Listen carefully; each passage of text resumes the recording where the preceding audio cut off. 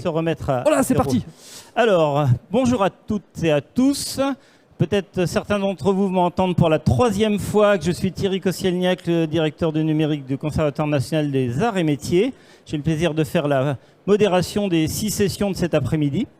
Donc, nous avons maintenant une présentation sur quel thème?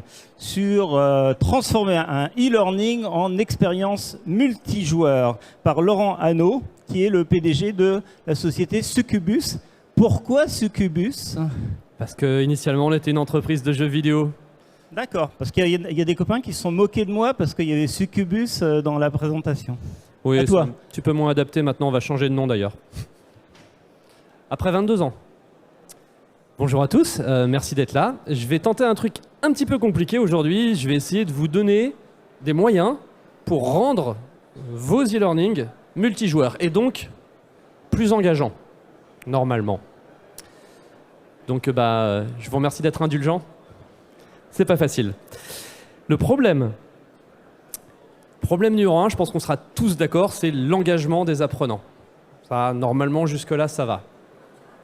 Et la première solution qu'on a tendance à mettre en place, c'est l'interactivité. C'est-à-dire proposer des clics à l'utilisateur ou des touches, si vous êtes sur mobile, ou en tout cas quelque chose où le module réagit par rapport à ce qu'on fait. Donc du quiz, notamment. Et pourtant, on sait que c'est pas fun. Hein, je sais pas, qui trouve qu'un quiz aujourd'hui est fun? Si je vous dis, je vais vous faire un quiz, pas vous engager. Pourtant, Trivial Poursuite, Question pour un champion, ça rentre dans la catégorie des trucs fun. C'est des quiz. Alors, comment ça se fait? Vous avez compris, hein, c'était dans le titre. Hein. C'est l'approche multijoueur. Question pour un champion, non seulement on est plusieurs, mais en plus, il y a Julien. Enfin, il y avait. Je suis là. Et dans Trivial Poursuite, on est plusieurs, on se pose les questions, on répond, on voit si l'autre personne est capable de connaître la réponse, on a la réponse au dos de la carte. C'est fun, c'est fun. On est sur quelque chose qui est engageant et qui marche bien parce qu'on a cette composante multijoueur. Sinon, ça ne le serait pas. Je ne sais pas si vous avez déjà essayé de jouer à Trivial Poursuite seul, beaucoup moins fun. Question pour un champion, je n'ai pas essayé. Alors, apporter une expérience multijoueur, c'est ce que je vais essayer de vous transmettre aujourd'hui, ça se bricole tout seul. Vous avez 2 grands moyens de faire. Soit vous inventez un plateau de jeu, donc le Trivial Poursuite, le jeu de loi. Moi, j'ai un petit exemple. J'ai un formateur assez connu, qui a une boîte de formation de formateurs, qui, quand il donnait des formations lui-même, pour rendre ça engageant, c'était sur plusieurs séances, hein, il faisait une espèce de régate. Donc, il laissait les gens choisir la couleur de leur voile, puis en fonction des bonnes réponses, des petits assessments, chaque jour, au fur et à mesure de la formation, il faisait avancer les bateaux sur une carte virtuelle. C'est très simple et ça engageait les gens vraiment parce que c'est un esprit de compétition en tout cas, mais ils cherchaient à faire partie de la course et aller un petit peu plus loin. Donc ça, c'est des choses que vous pouvez faire par vous-même. Vous pouvez inventer des règles d'un jeu de plateau. Et il y a les animations de groupe aussi. Alors, si vous avez entendu parler des jeux cadres de Tyagi ou des Liberating Structures, mon accent n'est pas parfait, c'est des petites choses qu'on peut mettre en place et qui fonctionnent très très bien pour passer un message et déclencher aussi notamment ce qu'on appelle la pédagogie, c'est-à-dire la pédagogie de pair à pair. Mais en fait, ce que je cherche à vous dire aujourd'hui, c'est que c'est pas les règles l'important. C'est pas les règles du jeu que vous allez mettre en place. Votre expérience sera multijoueur fun, pas que parce que vous aurez des bonnes règles. C'est mieux d'avoir des bonnes règles, mais c'est pas ça le plus important. Alors, qui je suis pour me permettre de vous dire ça? Je suis, je pense, le pionnier du Serious Game. J'ai fait le premier Serious Game en 2002. Le mot n'existait pas encore, il a apparu 5 ans après, en 2007. Mais j'avais déjà créé ma société en 2002 et on nous demandait de travailler là-dessus. On appelait ça des jeux d'entreprise à l'époque. Et j'ai commencé un doctorat en sciences de l'éducation. Je dis j'ai commencé parce qu'en même temps que l'entreprise, ça prend pas mal de temps et c'est un petit peu dur de le faire avancer, mais je devrais être docteur un jour ou l'autre. En sciences de l'éducation, qui est mon gros sujet. Et donc, l'entreprise que j'ai créée s'appelle Succubus. On a un stand pas très loin au niveau de l'entrée. Là, vous pouvez passer nous voir si vous voulez rediscuter un petit peu de cette conférence, notamment après. Entreprise que j'ai fondée en 2002, il y a 22 ans. J'étais un petit peu plus jeune, pas beaucoup plus. On a 190 jeux aujourd'hui. On a donc vu vraiment de toutes les couleurs. On a gagné 18 trophées. On a essayé de faire des jeux plutôt bien, enfin je pense. Et ben, la particularité, c'est que du coup, j'ai beaucoup d'expérience, notamment sur ce qui ne marche pas. Parce que dans tous les bons jeux, il y a eu aussi quand même pas mal de ratés. Et même si un jeu est bon, ben, tout n'est pas bon dedans. Donc j'ai pris beaucoup d'expérience sur beaucoup de tentatives échouées. Ce que je vais essayer de vous livrer aujourd'hui, c'est ben, ce qui marche. Donc comment faire ?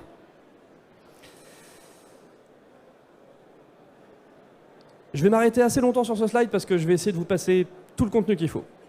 Alors, j'imagine dans ce cas-là que vous êtes sur un module digital déjà existant. Ça s'adapte à d'autres circonstances, mais on va partir de ce principe-là. En fait, ce que je vous invite à faire, c'est séparer tous vos contenus en petits grains, 30 secondes, 1 minute, même 10 secondes si vous pouvez, en ce qu'on pourrait appeler des activités. Alors une activité, ça peut être statique, ça peut être une vidéo, ça peut être un slide. Idéalement, il y a une petite interaction en plus, peut-être un petit assessment, un petit quelque chose. Et de bien les séparer les uns des autres pour se dire, ok, ça c'est l'étape 1, ça c'est l'étape 2. On reste sur quelque chose de très linéaire, hein, pas de problème. Et puis, ben, c'est ça que vous allez enrober dans une expérience narrative. Narrative, c'est important de mettre ce mot-là parce que dans narration, il va y avoir une aventure, et je vous rappelle qu'on est en multijoueur, donc elle va être partagée par plusieurs personnes. Alors, la narration, c'est pareil, hein, il n'y a pas besoin d'inventer des miracles. Hein. Vous faites d'un personnage, peut être même pris en photo sur fond blanc, aucun problème.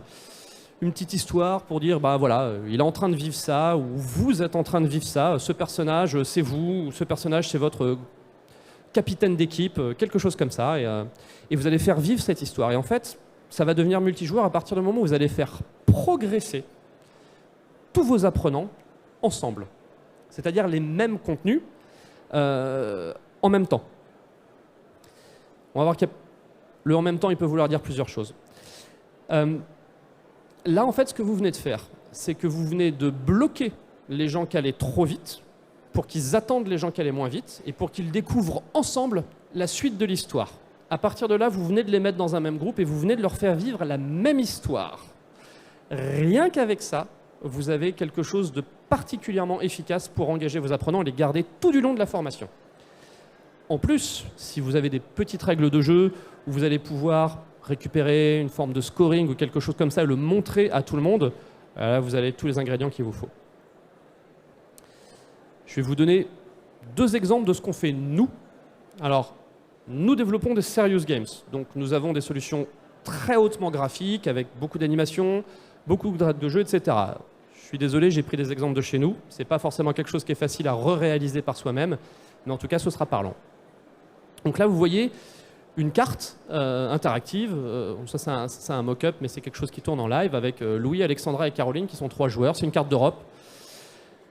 Alexandra est en Italie et vient de passer en fait un petit assessment sur un module. Elle a gagné des points, elle a gagné 2 cases, donc elle peut se déplacer de 2 cases, elle va rejoindre Louis.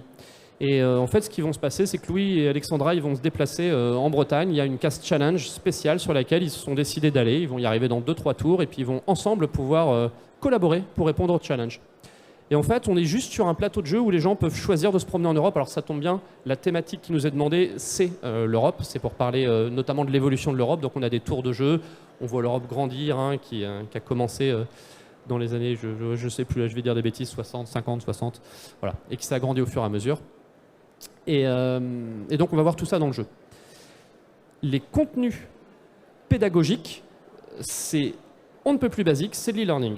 C'est des slides, c'est des vidéos, c'est des petits QCM, c'est des petites choses comme ça qui vont juste être diffusées exactement de la même façon qu'ils auraient été diffusés en solo, une personne face à son écran. Sauf que là, on s'adresse à un public jeune, collège-lycée, et si jamais vous balancez des slides d'e-learning à un public de collège-lycée en classe, bah, ils vont faire comme d'habitude, c'est-à-dire qu'ils vont pas forcément trop écouter. Voilà. Avec ça, on obtient des taux d'engagement qui sont multipliés par 12, 13, 14, 15, quelque chose comme ça, sur des formats plus statiques. On mesure le taux d'engagement sur le taux de complétion, le taux de participation, bon, bref, plus de x10, ça marche vraiment très bien. En fait, ils se retrouvent dans un monde où ils voient leurs collègues, ils savent qui est en train de jouer comment, et bah, ils ont envie de participer. Je vous donne un autre exemple, ça c'est un plateau de jeu qu'on a fait pour la SNCF. Dans ce plateau de jeu, on va devoir créer un train solaire. et on va devoir le faire ensemble. Et il y a plusieurs étapes. Il va y avoir toute une partie ingénierie, il va y avoir toute une partie déploiement, et puis finalement l'exploitation pour que ce train solaire puisse faire le tour, donc la mise à jour des gares, etc. etc. On va, bon, c'est pareil, je vous ai pas sorti les dernières images du jeu. Il va y avoir des cases challenge où il va falloir se regrouper pour réussir à battre le challenge. On voit qu'il y a 3 tronçons, il y a un chemin. À un moment, on peut choisir si on va à gauche, si on va à droite. On n'aura pas la même expérience de jeu. Mais voilà, c'est les plateaux finalement très simples et qui changent complètement la donne par rapport à l'expérience qu'on va vivre. Je rentre un tout petit peu plus dans la technique. En fait, on va parler de contexte. Les contextes de mode multijoueur, il y en a plusieurs. Vous imaginez tous naturellement le contexte de jeu synchrone, c'est-à-dire tout le monde est en même temps. On est autour d'une table, on est dans une salle de classe, comme maintenant. On est en visio. Voilà, ça c'est ce qu'on appelle le synchrone. Et puis moi je suis l'animateur. Donc moi je suis là, je pilote. C'est moi qui passe les slides et vous regardez tous ensemble les slides que je vous passe. On pourrait jouer en ce moment. J'aurais pu vous demander à chacun de vous connecter avec votre téléphone. Je le ferai probablement l'an prochain d'ailleurs. Et puis de participer un petit peu à la séance. Voilà, je vous balance un quiz, on voit le résultat de tout le monde, ce genre de choses là. Ou justement on fait le plateau de jeu, je vous raconte une histoire. Mais il y a d'autres modes. Il y a la progression synchrone, mais les interactions différées. Alors, désolé pour le jargon, je m'explique. Vous imaginez par exemple en collège-lycée, quand on va avoir un cours par semaine, en fait on va lancer une session de jeu qui va durer sur 8 semaines, et à chaque semaine, l'enseignant va faire avancer d'un tour de jeu. Voilà. Et donc en fait c'est la même partie qui dure sur 2 mois, avec les mêmes personnes qui se reconnectent, qui en sont au même endroit en fait quand ils se reconnectent, qui peuvent même se connecter en dehors de la classe pour voir un petit peu si jamais il y a des choses en plus qui ont été faites par leurs collègues. Voilà, on peut les regrouper par équipe. Donc là, on est ce qu'on appelle en différé, c'est-à-dire que c'est synchronisé. Il y a l'enseignant qui va faire avancer d'un seul coup, mais c'est chacun chez soi ou chacun a des moments différents pour faire son tour de jeu.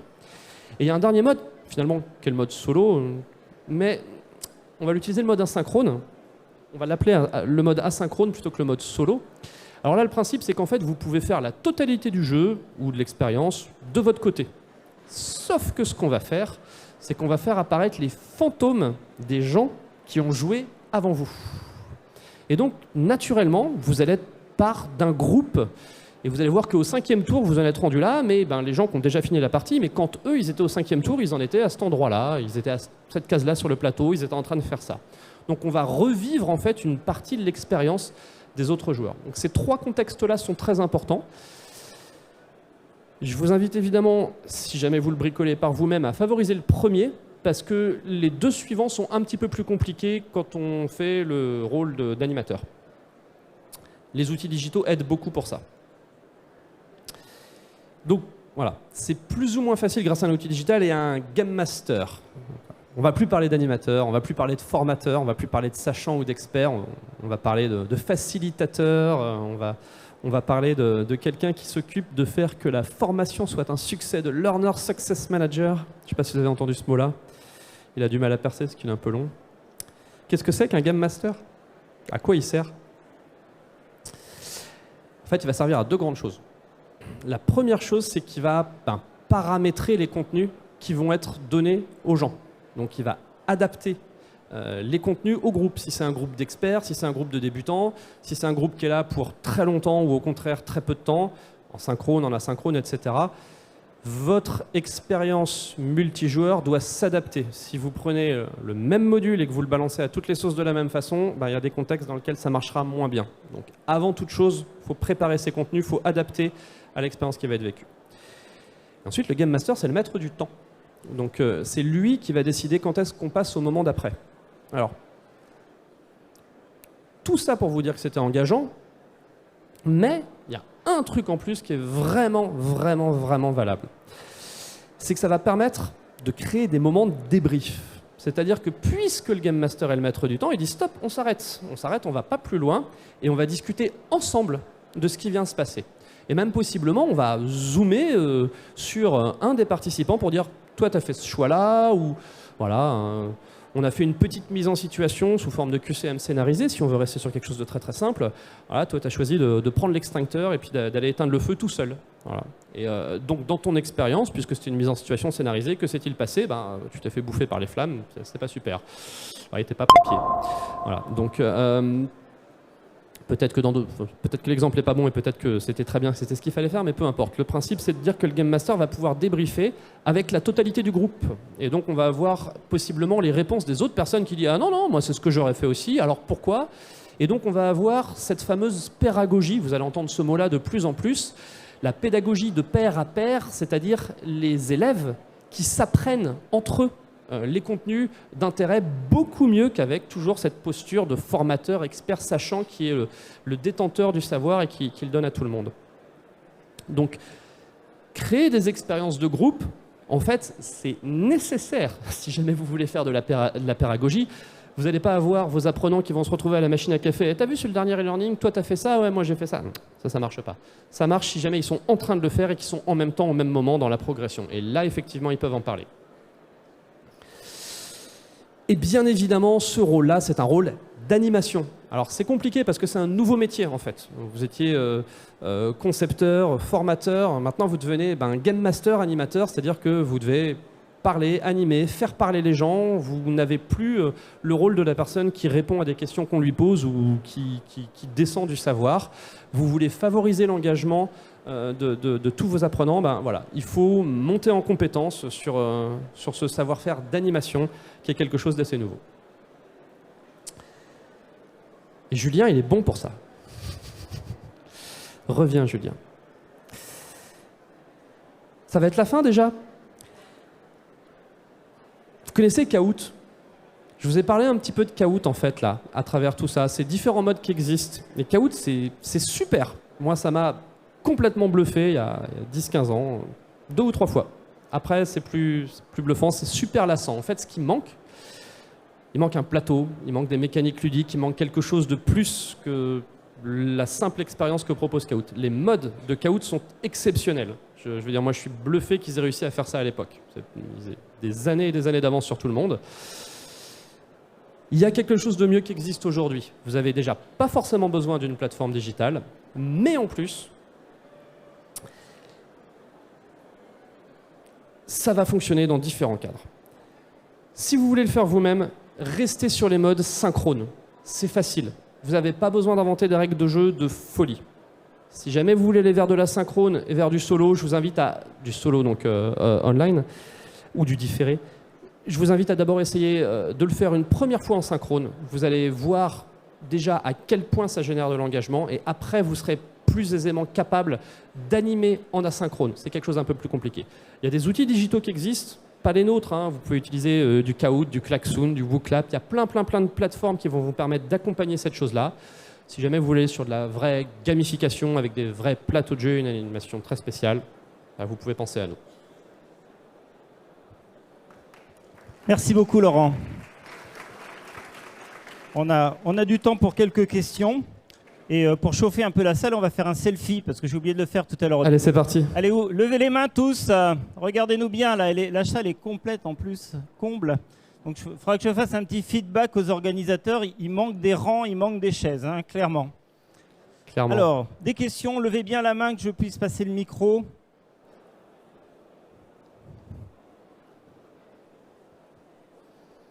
J'ai mis mon email sur tous les slides. N'hésitez pas, je réponds à tous les emails. Vous pouvez également m'ajouter sur LinkedIn, ce sera avec grand plaisir qu'on pourra échanger. Bonjour, merci pour votre intervention. Je m'interrogeais sur le côté quand on développe un jeu pour un client, quand on parle de multijoueur et qu'on parle d'esprit de compétition, puisque c'est effectivement un vrai levier d'engagement, il y a parfois une peur de la part des clients sur qui dit esprit de compétition, dit que potentiellement il va y avoir des perdants qui va marcher effectivement sur leur engagement dans le jeu, mais moins dans la démarche qui suit. Tout le temps. Comment est-ce que vous gérez cette approche-là éventuellement ? C'est une question très intéressante. Tout le temps. C'est qui dit multijoueur dit ça va être compétitif. Ah ouais, mais non, on n'aime pas ça, l'esprit de compétition. Donc, en fait, comment est-ce qu'on gère ça ? On propose des expériences collaboratives. Voilà. Où en fait, on va gagner ensemble. Nous, nos plateaux de jeu, il y a une énigme finale. Vous connaissez Fort Boyard ? Fort Boyard, il faut récupérer des clés et grâce au nombre de clés qu'on récupère, à la fin, il y a plus d'indices pour l'énigme finale. Donc on met une énigme finale collaborative. Et en fait, finalement, tous les apprenants vont gagner ensemble ou perdre ensemble. Et donc ça, c'est comme ça qu'on va proposer le jeu. Ça n'empêche pas de sortir un petit leaderboard individuel pour montrer qui a le meilleur score, le plus de bonnes réponses, etc. Comme ça, ceux qui aiment l'esprit compétitif, ils le gardent un petit peu. Au laser game, c'est pareil. Vous allez faire un laser game en équipe, il y a toujours un classement individuel quand même. Non, si. Je rebondis sur la question, sur la partie, quand on fait un jeu qui est coopératif, comment est-ce que c'est géré le côté niveau? Parce que les différences de niveau et les différences à l'entrée de la formation, ça a un très fort impact sur un jeu coopératif. Complètement, ouais. Voilà. Donc comment c'est géré? Comment vous tenez compte de ça? Il y a plusieurs façons de gérer ça. Nous, ce qu'on aime bien faire, c'est avoir des événements spécifiques pour les retardataires qui vont globalement leur donner des bonus, ou des cases en plus, des trucs spéciaux. C'est juste qu'ils sont à tel endroit sur le plateau, par hasard, ça tombe à côté d'eux. C'est l'avantage du digital. Et c'est l'avantage d'un Game Master qui pilote. Il peut dire, il y a une étoile qui tombe à cet endroit-là, vas-y, prends-la, tu vas voir, il se passe un truc. Et puis quelque chose d'autre qu'on fait, c'est que les premiers, on va leur donner des points d'arrêt, en fait, où ils vont avoir l'opportunité d'aider les autres. Et donc, du coup, ils vont se retrouver à proposer, à suggérer des réponses possibles sur ceux qui sont en retard pour les aider, etc. Et ceux qui sont en retard, ils peuvent accepter ou pas. Et voilà. Et donc, on va recréer des sous-équipes à l'intérieur. Il y a plein de petites mécaniques qui sont comme ça. La plupart du temps, on essaye d'éviter d'aller là-dedans et on essaie de raccourcir en fait les expériences pour qu'il n'y ait pas trop d'écart qui se crée et de resynchroniser sur un départ groupé commun pour tout le monde en milieu d'expérience. C'est un vrai sujet qui se traite par des règles de jeu un peu plus compliquées. Bonjour. Bonjour. Vous avez dit au début que tout le monde devait avoir le même contenu et devait passer les mêmes choses au même moment en temps réel. Et à la fin, vous avez dit que le Game Master devait adapter les paramètres en fonction du groupe. À tout le groupe. À tout le groupe. Ah oui, pas. C'est-à-dire que pendant l'expérience, on va mettre le même contenu à tout le monde en même temps, au même moment. Mais lors d'une autre expérience, une autre session, le Game Master doit adapter d'autres types de contenus à un autre groupe. Donc le groupe vit les mêmes contenus au même moment, mais un autre groupe peut vivre d'autres types de contenus. Eh bien, c'était la dernière question. Merci Laurent d'avoir vraiment tenu le temps. Je ne sais pas si vous avez remarqué, mais plus on est expert en jeux sérieux, plus on a des diapositives épurées. Et ça, c'est du numérique frugal. Et je vous engage à faire comme Laurent. Arrêtez toutes les vidéos, toutes les images et tout. C'est des gigas et des gigas qui se baladent. Il y a un petit gif de Julien Lepers quand même. Non, à peine. Oui. Merci beaucoup à tous. À bientôt.